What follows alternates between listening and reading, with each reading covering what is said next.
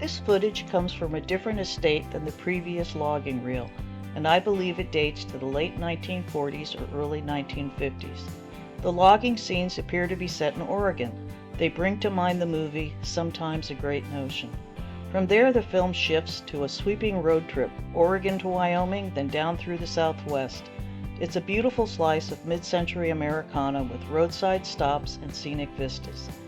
Be sure to watch until the very end. There's a moment at a trading post where we see stunning Navajo blankets on display.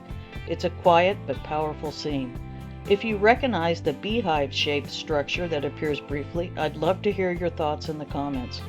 Thanks so much for watching. If you enjoy this kind of vintage travel and history, please like and subscribe. It helps us keep sharing these lost moments.